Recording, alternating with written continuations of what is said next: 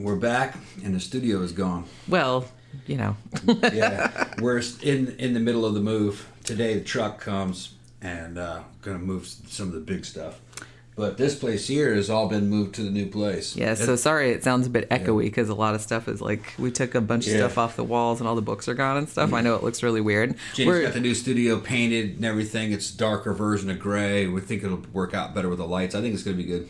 Yeah, it'll be nice. So, yeah, like I said, so we're going to be, if we stream, because we're recording this on Wednesday, and then we're going to stream probably from here on Friday night, like we usually would. We might do a stream on Sunday because it's my birthday. But other than that, it's we probably won't be streaming from the new house until next Wednesday. Yeah. You know what I mean? Like for the sidetrack show. Okay. But all the recorded stuff should still be going up in a normal, timely fashion because this is pretty much the only thing we have to record. I have to record a couple things, but I can do that. So, yeah. I'm throwing those out tonight. Yeah, those old bookshelves are getting thrown out. Yeah, so sorry it sounds a little echoey. Sorry it looks a little naked back there. Conan's still there, and the robots are still there. But yeah, all the other stuff's at the new house. So that aside, let's talk about Edward Scissorhands. Yeah, I haven't seen this in a long time. I hadn't seen this one either, and it's really funny because I remember seeing it a bunch, like back in the day. It came out in 1990, like late 1990.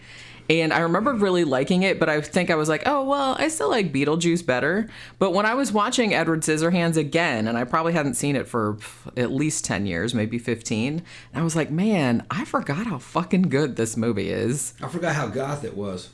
Well, yeah, well, all his stuff is like very. Yeah. It was just funny. It's funny for like people that that kind of grew up with Tim Burton and everything like that. Yeah. But it's just like when Tim Burton came on the scene, we were teenagers or early. So to see somebody like a big time director making movies like that with that aesthetic was like kind of mind blowing.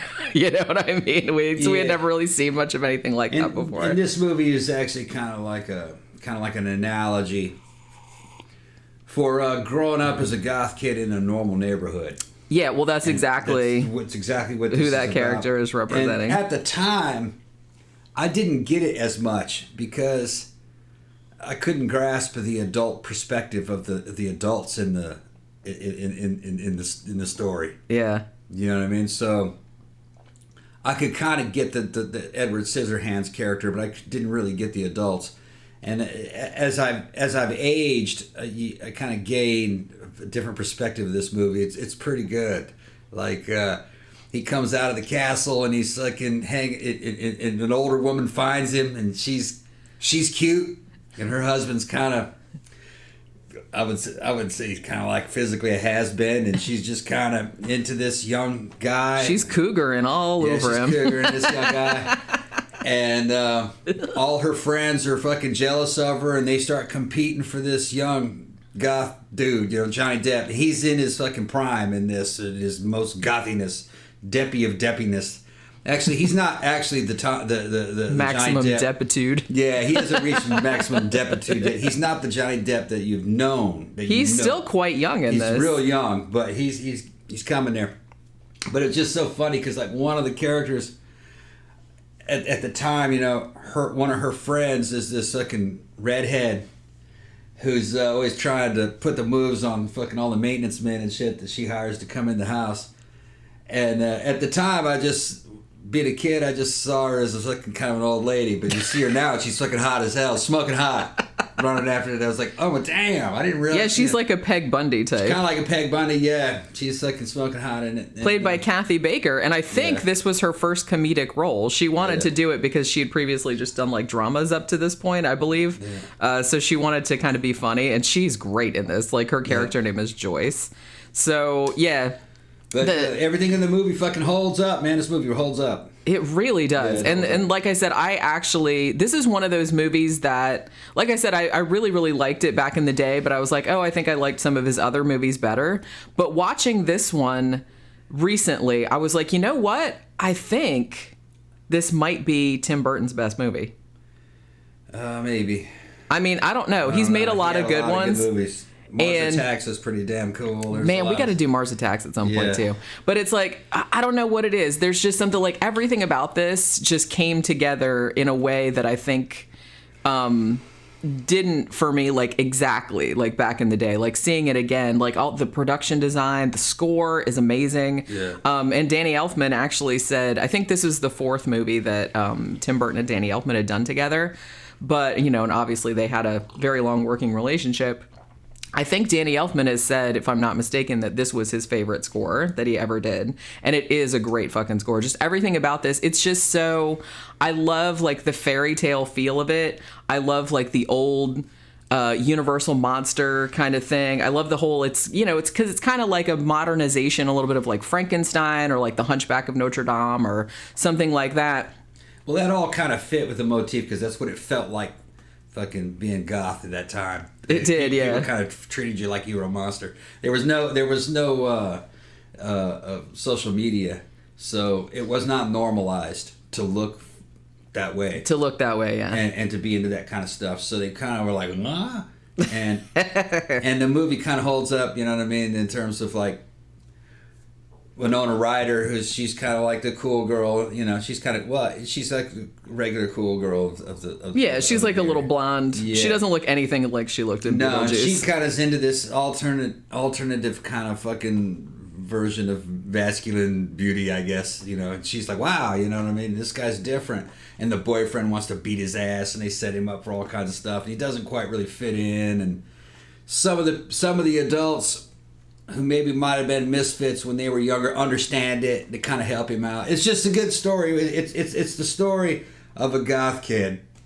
Really, that's what it is. Yeah. Retold as kind of like a Universal monster / fairy tale. This is what it was like when I was a kid. Yeah, which, like I said, I mean, Tim Burton was super into it. Well, because, I mean, even when he was like, he made like Vincent, which was about Vincent Price, and he, Vincent Price is in this. This was his last film role. And that was like a role that he wrote specifically for him because they became friends later. You know, he did Frankenweenie. Yeah. The animated, stop motion animation that was all. So he's all into like those old Universal monster movies and stuff, which is like really cool. And I like that. He was also into goth. Well, yeah.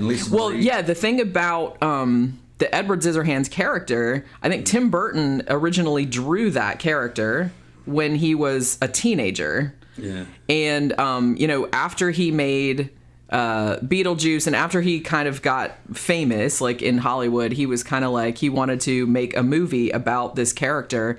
And it was him, obviously. Yeah. So he had drawn this little character, and you can see like drawings of it. It's all over with little knives for hands. And he said that it kind of represented, him growing up in this sort of faceless suburb in Burbank. And in the 50s. And not really being able to like fit in. Although he's not that old, that much older than us. I think it was probably the 70s. He's probably 10 years older than us. So it's probably like 60s or 70s. 60s, yeah. So he had kind of like, actually no, I don't. Maybe he's not that much older than us. I'm not really sure. I think he's 15 years older. Oh, okay. But the motif for the town is 50s because I think he's just trying to let you know that it's just like very conventional and very very American, just normal, like very bland retro. Suburbia. Yeah. I like though that he didn't go exactly the Frankenstein route because it isn't like and everybody knows the story of Edward Scissorhands, for Christ's sake, but like, Dianne Wiest playing the Avon lady who goes up to the house and sees him up there by himself because the inventor has died, and he comes back down into this like suburbia, and I like that everyone didn't treat him like a monster at first. Everyone was actually kind of intrigued by him, especially when they saw what he could do. Like when he could use his hands to like prune the hedges and like cut everyone's hair and groom the dogs and stuff. But the thing about that is that really they only liked him when he could do things for them. Yeah. You know what I mean? Which is kind of shitty. But like, and then as soon as like something bad happened, they all turned on him. And then it became like Frankenstein where they're like, with pitchforks and everything, metaphorically. But, so I like that they made it like that, where it wasn't like he didn't come down and everyone was like freak like right away, except for the religious lady. But they didn't know what to make of him. Yeah, they were just kind of like, but like I said, she, because Dianne Wiest's character Peg, was nice, and everybody was like gossiping about it because they were fascinated. But I think like the implication there being that this suburb was so fucking boring that when something like came and like shook it up, they were all like wanted to get in on it type of thing. So they were like, ooh, here's like the first interesting thing that's happened here like forever. Can we talk about that suburb too? Because that is an actual real suburb. They didn't build that. And do you know where it is? It's in Lutz, which is right outside of Tampa, Florida. I know exactly where that is. If you go on Wikipedia, it'll tell you what the name of the... is it still there? As far as I know. Okay. As it tells you like exactly what the neighborhood is called. But what they did, it doesn't really look exactly like that, but they said what they wanted, Tim Burton wanted to shoot it in Burbank, but he was like, there wasn't really any suburbs around Burbank where we could shoot that looked the way I was picturing it, or like looked the way it looked when I was growing up. So they went out on location scouted and they found this suburb outside of Tampa, and they said it was just this plain generic suburb, like all the houses looked exactly the same. And so they just painted them like one of four colors, they said.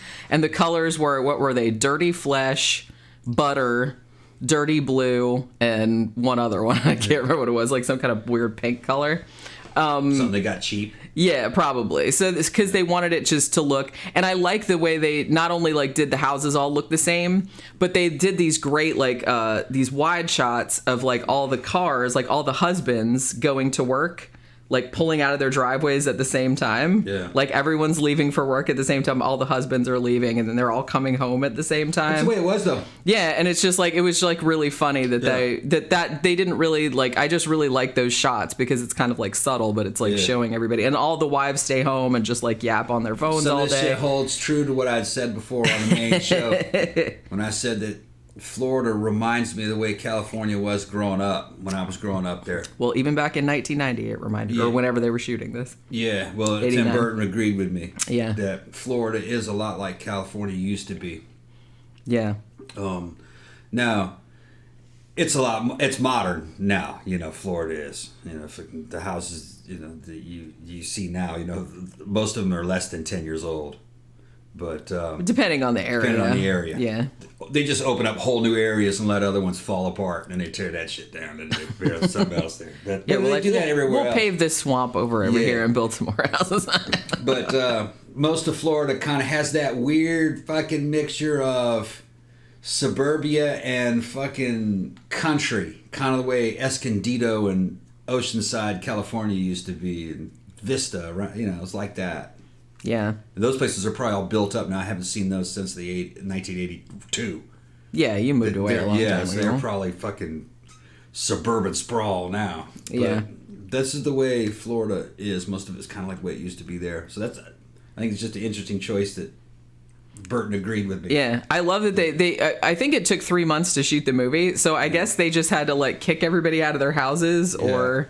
it's like, hey, we'll pay for you to go stay like in a long-term hotel or something. They had to paint everyone's houses. I think they did other shit too. Like they narrowed the windows and they did like some other production design things. They might have done some shit with their yards.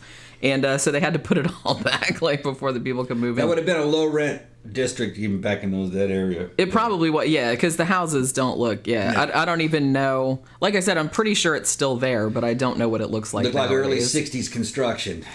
That was the hood.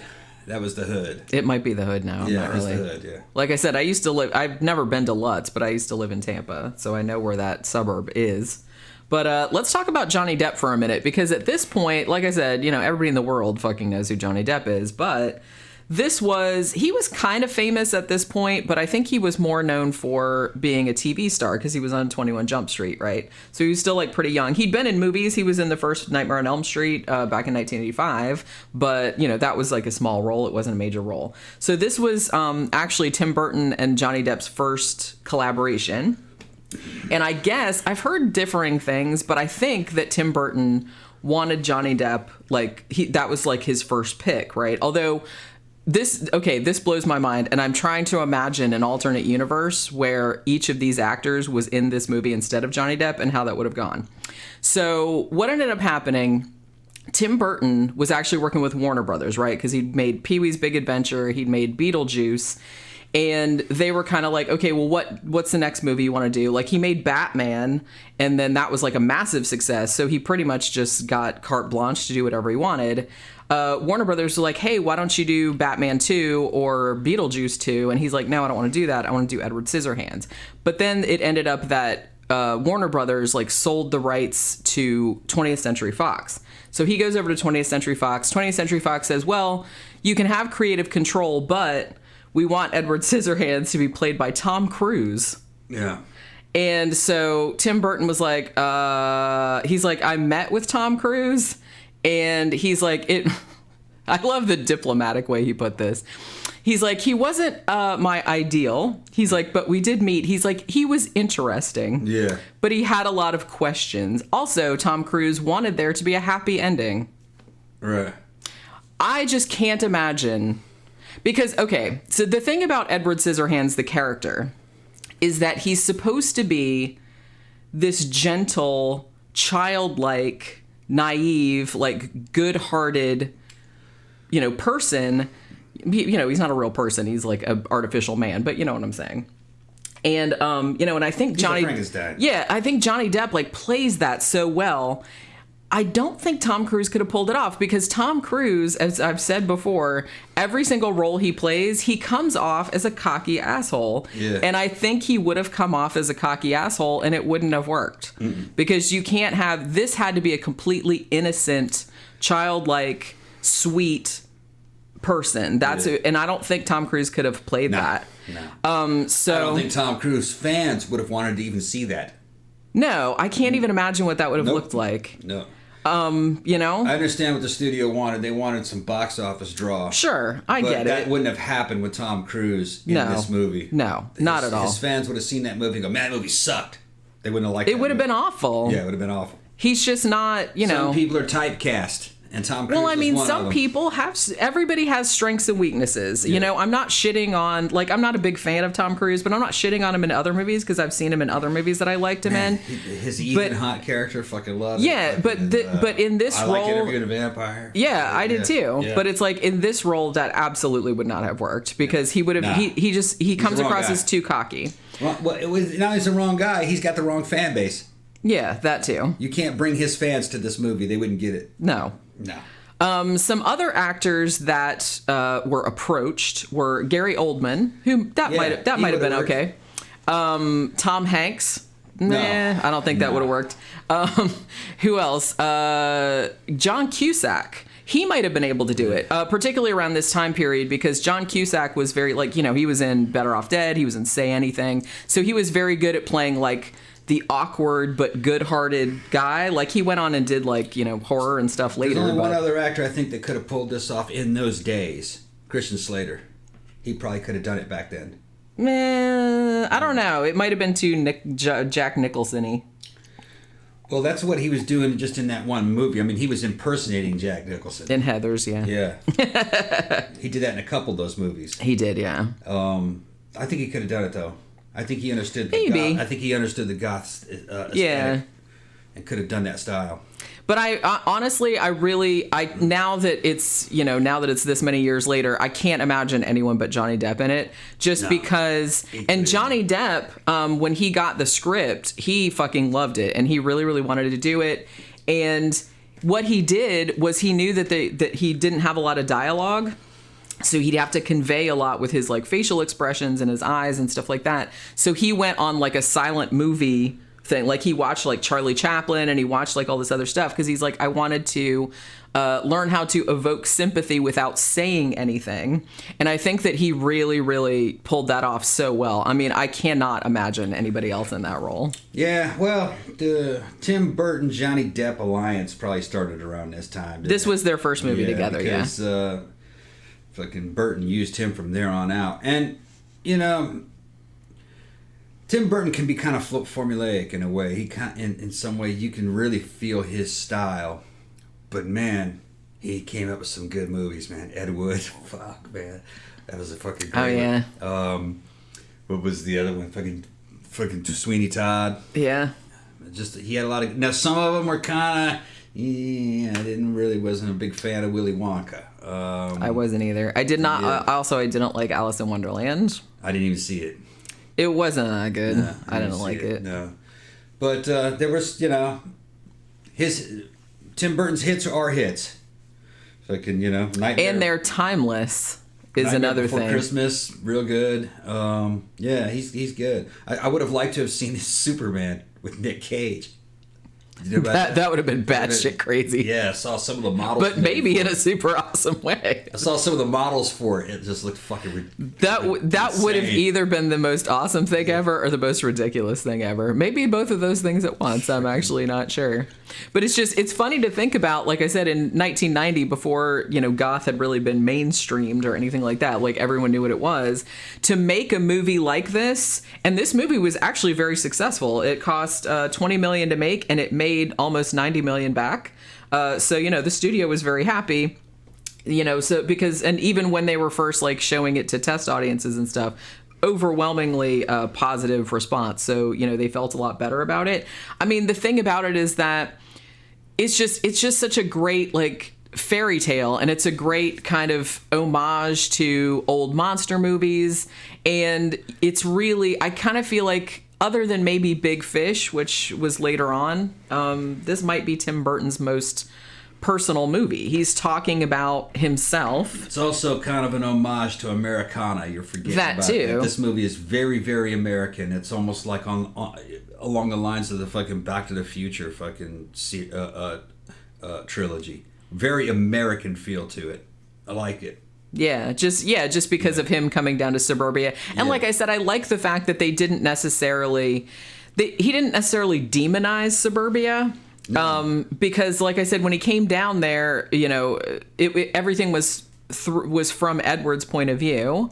Yeah, so he was seeing things like everything was like bright and shit like that, and he was like, "Wow, look at all this," because he had never seen anything like that before. It's Tim Burton depicting mundanes.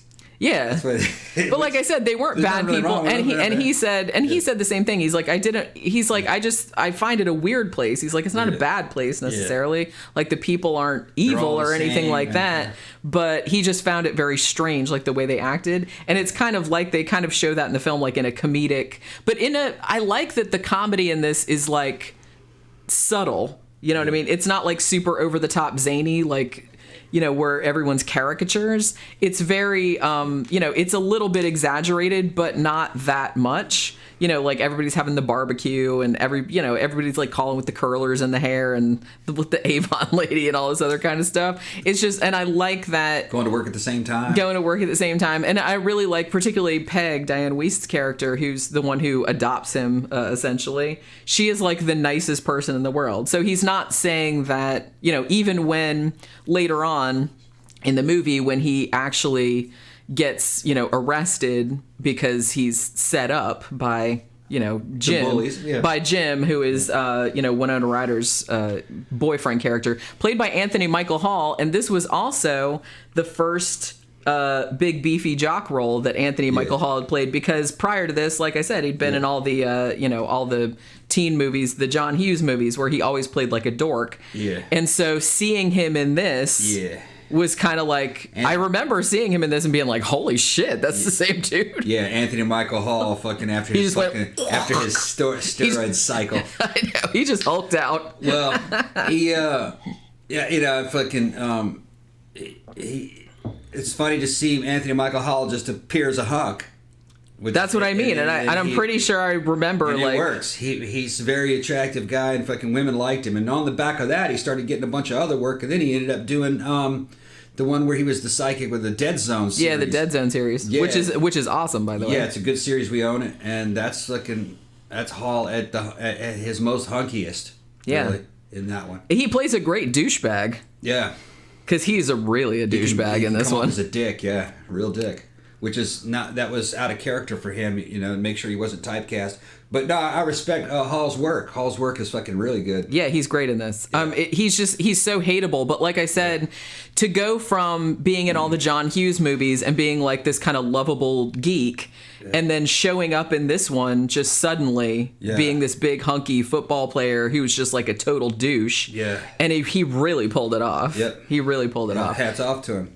Yeah, and like I said, his subsequent stuff, like the Dead Zone series and stuff like that, he's fucking great in all that stuff. Yeah. So and it's just funny, you see that skinny little dude from fucking Weird Science and shit, and fucking he and Breakfast Club. He fucking turned out to be just a big handsome dude. So yeah, like I said, holy shit, man. But like I said, it's this movie was kind of the start of that. Yeah. And I had forgotten, you wanted this is crazy, but I hadn't seen this movie in such a long time. And spoiler alert, incoming spoiler. I had forgotten that Jim, Anthony Michael Hall's character, dies at the end. Yeah, that's right. I had totally forgotten about that. Yeah, and it kind of looks like murder, but no, it was really defense of others, and it was an accident. Yeah, I mean, Edward didn't really mean to. He backed up and fell out the window on his own. Yeah, I mean, well, Edward did kind of stab him in the stomach, but he didn't actually... That was just a poke. Yeah, though. and he didn't actually mean to. He was just... Because he was smacking Winona Ryder around. Yeah, well, that's what I said. It was defense of others. Yeah, so he fell out. But honestly, like I said, when I was talking about Tom Cruise earlier, where he was like, oh, we need a happy ending. Like, so I assumed that, like, oh, Jim can't die, or, Edward and, Kim, who's Winona Ryder's character, end up together. I'm like... See, that wouldn't have worked, though, because the whole point was that he had to go back and he had experienced the world had kind of turned against him. He was safer back where he was in his own little domain or whatever. So something really big had to happen, for him to be left alone, because that's what happens. Like, Jim he dies, like, up at the castle, like, he falls out the window, and then Kim just comes back to the townspeople with a spare scissor hand and said, oh, he's dead, so leave him alone. This movie, I would put this movie, this was our generation's version. It was like our generation's of the goth version of fucking Rebel Without a Cause. Yeah, it might have been. You notice that? It's very similar, but done by Tim Burton. It's like a Universal monster picture. But it's Rebel Without a Cause. Gothic Rebel Without a Cause.